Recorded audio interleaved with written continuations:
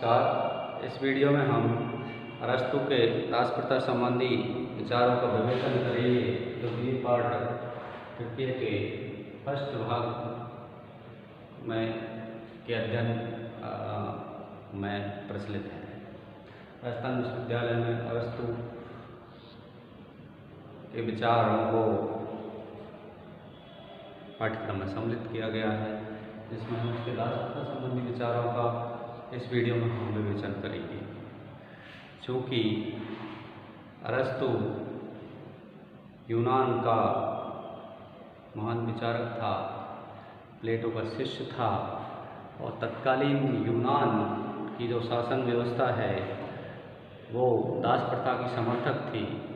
दास प्रथा के बारे में अरस्तु के जो विचार हैं वो यद्यपि उस युग की विशेषता है, लेकिन उसने अपने युग की सीमाओं से वो बाहर चूँकि जा नहीं सकता था, इसलिए दास प्रथा के संबंध में जो विचार है अरस्तु के, वो युग की सीमा है। अरस्तु सर्वप्रथम दास प्रथा को सोफिस्ट वर्ग की जो विरोधी विचारधारा थी उसको काटकर दास प्रथा के समर्थन में कुछ तर्क देता है। चूँकि वो उस समय की सामाजिक व्यवस्था का अंग थी, लेकिन चूँकि सोफिस्ट वर्ग का कहना था कि दास प्रथा प्राकृतिक न होकर परंपरागत है और यह मानवीय समानता के आधारभूत सिद्धांत के विरुद्ध होने के कारण इसे स्वीकार नहीं किया जा सकता। दास स्वामी के सजीव एवं जीवित संपत्ति, स्थायी संपत्ति है, धन है, ऐसा तर्क तत्कालीन यूनान में प्रचलित था। अरस्तु इसको जायज़ ठहराने के लिए नैतिक और भौतिक पक्षों का समर्थन करते हुए उसके औचित्य पर कुछ बिंदुओं के आधार पर उनको तार्किक सिद्ध करता है। सबसे पहले तर्क देता है अरस्तु दास प्रथा स्वाभाविक है। अरस्तु मानव मात्र की प्राकृतिक असमानता के आधार पर दास प्रथा का समर्थन करता है। उसके अनुसार मनुष्य बुद्धि, गुण और योग्यता में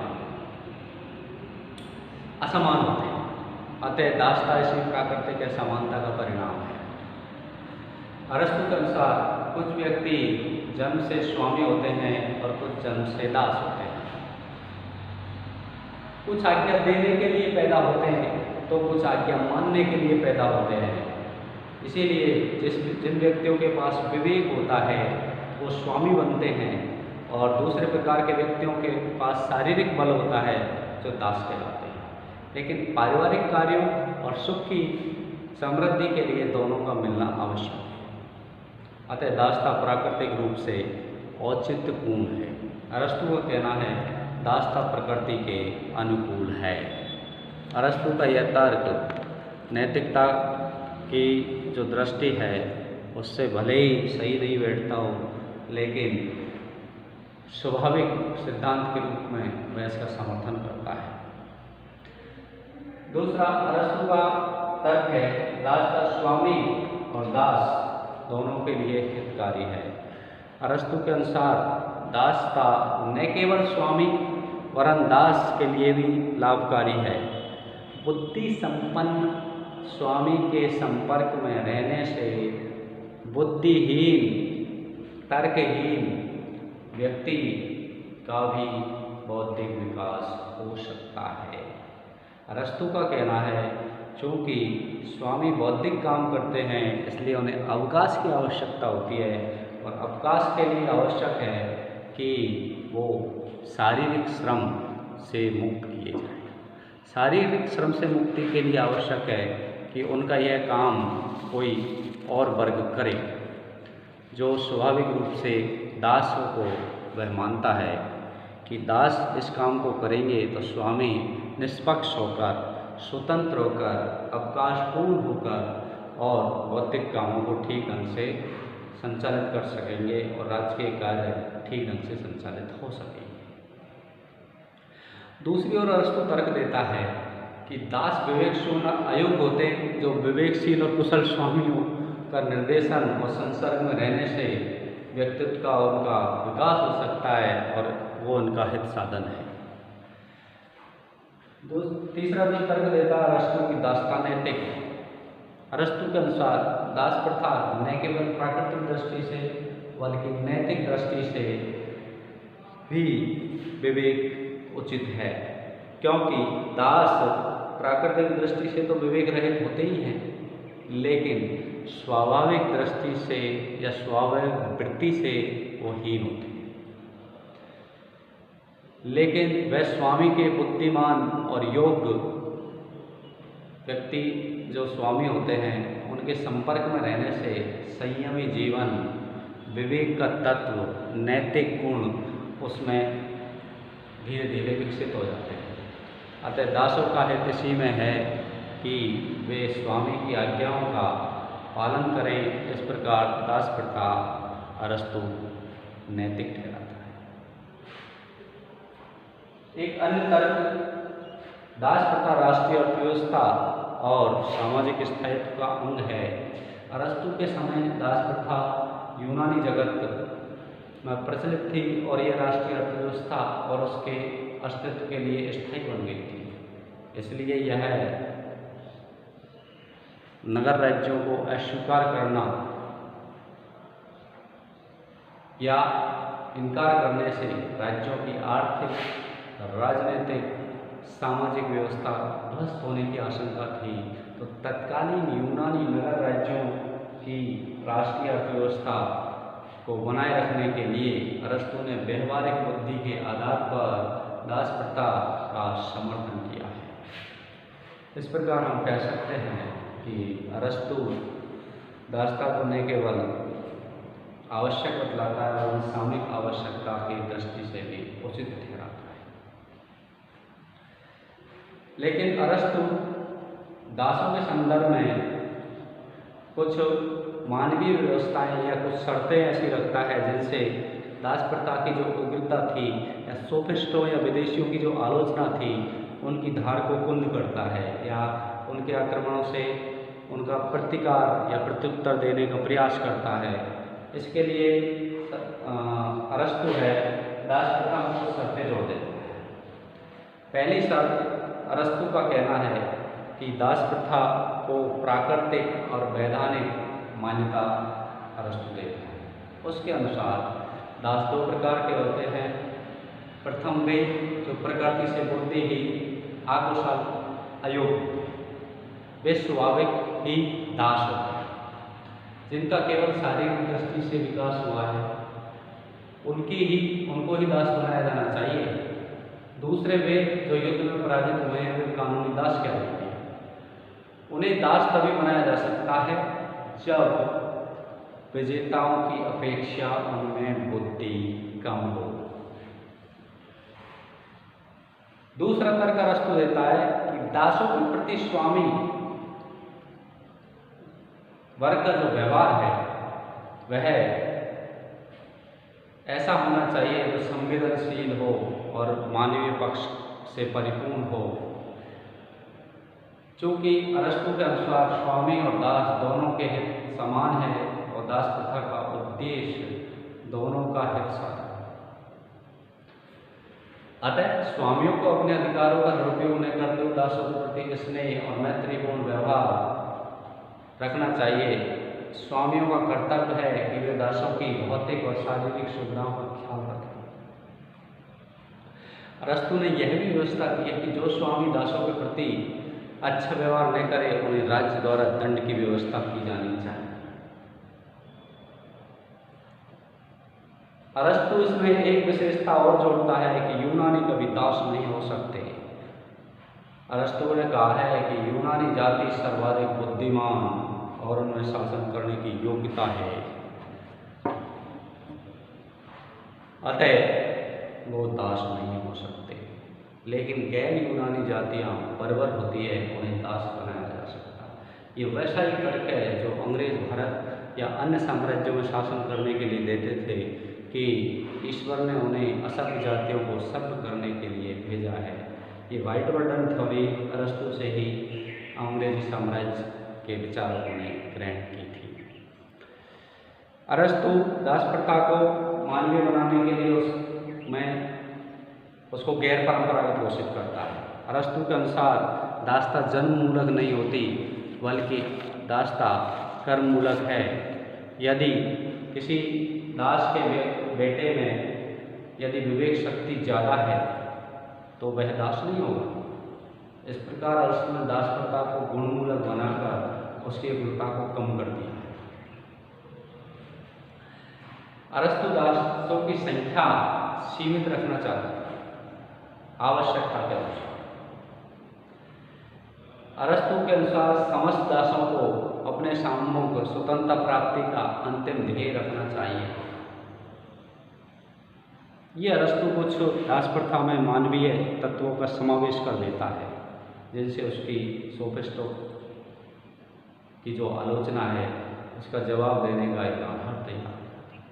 लेकिन अरस्तु ने दास प्रथा के संबंध में जो विचार प्रकट किए हैं उनकी तीव्र आलोचना की जाती है कि उसके चूँकि वो फादर ऑफ पॉलिटिकल साइंस है, लेकिन वो युग की सीमाओं को पार नहीं कर सका और उसने एक अमानवीय मानवाधिकारों की दृष्टि से वर्तमान में या जनतंत्र की दृष्टि से ये प्रथा उचित नहीं ठहराई जा सकती।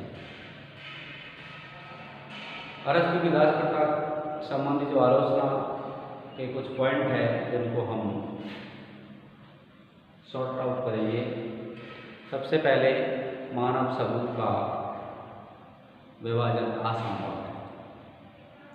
अरस्तु के अनुसार दास प्रथा इस औचित्य पर आधार है कि मानव समूह गुण और योग्यता में उच्च वर्ग और बुद्धिहीन निम्न वर्गों में विभाजित किया जा सकता है, लेकिन इस प्रकार का विभाजन अव्यवहार्य है, क्योंकि यदि मानव किसी भी दृष्टि से माना जाए तो वो सभी दृष्टियों से मानव का मूल मानव के रूप में है। तो ये मानवतावादी अवधारणा है, वो अरस्तु की दास प्रथा को किसी भी तरह से जायज़ नहीं ठहरा सकती। कार्य विभाजन या गुण विभाजन का जो मापदंड है वो सर्वमान्य नहीं हो सकता। अरस्तु समाज के दो वर्ग संपन्न मानता है, स्वामी वर्ग जो बुद्धि और तर्क से परिपूर्ण मानता है, दूसरा शारीरिक बल से पूर्ण वर्ग जो दास है उसको मानता है।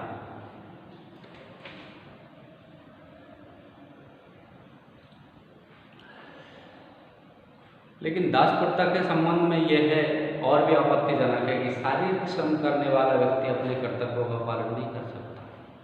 उचित वातावरण और प्रशिक्षण मिलने पर कोई भी निकृष्ट व्यक्ति अपनी बौद्धिक शक्तियों का विकास कर सकता है। इसीलिए प्रोफेसर मैक्लेलन ने अरस्तु के लिए कहा है कि अरस्तु ने श्रम को दंडित किया है। अरस्तु के दास प्रथा की आलोचना इस आधार पर भी की जाती है कि अरस्तु समाज के स्वामी और दास वर्गों में जो विभाजन करता है उसके परिणाम स्वरूप समाज में अव्यवस्था और अशांति फैल सकती है, क्योंकि वे दासों की उत्पत्ति स्वाभाविक बतलाकर समाज को दो विरोधी वर्गों में बांटते हैं। अरस्तु के दास प्रथा संबंधी विचारों की आलोचना वर्तमान प्रजातांत्रिक जो शासन व्यवस्थाएं या प्रजातांत्रिक जो संकल्पनाएं उनकी दृष्टि से भी की जाती है कि यह स्वतंत्रता और समानता की धारणाओं के विरुद्ध है। अरस्तु का यह विचार अन्यायपूर्ण है कि व्यक्ति राज्य की प्राथमिक और भौतिक आवश्यकताओं की पूर्ति करते हैं, उन्हीं को राज्य द्वारा प्रदत्त सुविधाओं से वंचित कर दिया जाए। अतः अरस्तु द्वारा दास प्रथा का समर्थन प्रजातांत्रिक स्वतंत्रता और समानताओं की धारणाओं के विरुद्ध है। अरस्तु का दास प्रथा संबंधी जो विचार है वो विरोधाभासों से भी परिपूर्ण है। अरस्तु यह सिद्ध करने में असफल रहा कि दास प्रथा प्राकृतिक है, लेकिन दूसरी ओर वह कहता है दासता से मुक्ति मिल सकती है। एक प्रकार अरस्तु कहता है कि दास विवेकशील होते हैं, लेकिन उनके स्वामी के संपर्क में विवेक शून्य होते हैं, लेकिन स्वामी के संपर्क में आने से वो विवेकशील बन सकते हैं और वो पूर्ण विकास का स्वतंत्रता प्राप्त कर सकते हैं। लेकिन जो प्राकृतिक दृष्टि से विवेक शून्य है उनमें इतने सहज ही विकास वो कैसे कर लेता है। यदि यह संभव है तो उन्हें दास बनाए जाने की क्या आवश्यकता है। इसलिए दास प्रथा के संबंध में अरस्तु की जो अवधारणा है वो विरोधाभासों से परिपूर्ण है। अरस्तु की दास प्रथा की जो अवधारणा है उसकी आलोचना जातिगत अहंकार की पुष्टि करने के कारण भी की जाती है। आलोचकों का कहना है कि अरस्तु के अनुसार यूनानी सर्वाधिक बुद्धिमान होने के कारण दास नहीं हो सकते, यानी विश्व में बुद्धिमान होने का ठेका केवल यूनानियों के पास ही। दूसरी ओर वह युद्धबंदियों को दास बनाने की समर्थन करता है, केवल युद्धबंदियों को दास बनाया जा सकता है। तो अरस्तु का यह जातिगत अहंकार ही है कि यूनानी दास नहीं हो सकते। इसलिए प्रोफेसर थियोडोर ने कहा है कि दासता के नाम पर यहाँ जातिगत अहंकार की पुष्टि हो गई है। दास प्रथा का आलोचना वैज्ञानिक कसौटी पर भी खरी नहीं उतरती, इसलिए इसे अवैज्ञानिक विचार भी कहा जाता है। अरस्तु के दास प्रथा के संबंध में जो विचार है कि वह मनुष्य और पशुओं को उदाहरण डालता है। कोई भी प्रथा जो मनुष्य को पशु तुल्य समझते हुए उसका मूल भाव करने की अनुमति देती है, वह वैज्ञानिक कैसे हो सकती है। मनोविज्ञान की दृष्टि से भी अरस्तु के दास प्रथा संबंधी विचार उचित प्रतीत नहीं होते हैं। अरस्तु चाहता है कि दास अपने व्यक्तित्व को स्वामी के व्यक्तित्व में विलीन कर दे, जो गलत है, क्योंकि प्रत्येक व्यक्ति की अपनी कुछ अनुभूतियाँ होती हैं, इच्छाएं होती हैं। अतः दास अपना शारीरिक समर्पण तो कर सकता है, पर दास अपना शारीरिक समर्पण के साथ साथ मानसिक समर्पण नहीं कर सकता। इसलिए यह विचार मनोविज्ञान के आधार पर भी असंभव है। दास प्रथा प्राकृतिक नहीं, इस आधार पर भी अरस्तु की आलोचना की जाती है, क्योंकि मनुष्यों में विभिन्नता और बुद्धि कुशलता में अंतर होते हुए भी एक प्राकृतिक समानता होती है। इसलिए मैक्सी ने कहा है कि अरस्तु की पुस्तक को अवैध घोषित कर दिया जाना चाहिए। अरस्तु की दास प्रथा की आलोचना इस आधार पर भी की जाती है कि शासक और शासित में भेद असंभव है। अरस्तु ने दास की जो परिभाषा दी है उसमें कुछ व्यक्ति आदेश देने के लिए, कुछ व्यक्ति आदेश मानने के लिए पैदा हुए हैं। यदि इस धारणा को अपना लिया जाए तो वर्तमान जो औद्योगिक युग है उसमें अधिकांश व्यक्ति है दासों की श्रेणी में आ जाएंगे, ऐसा जबकि है नहीं। इस प्रकार हम कह सकते हैं कि अरस्तु के दास प्रथा संबंधी जो विचार है वो वर्तमान प्रजातांत्रिक पृष्ठभूमि में नितांत हास्यास्पद लगते हैं, लेकिन ये उस युग की सीमा है जिसको अरस्तु लांघ नहीं सकता। धन्यवाद।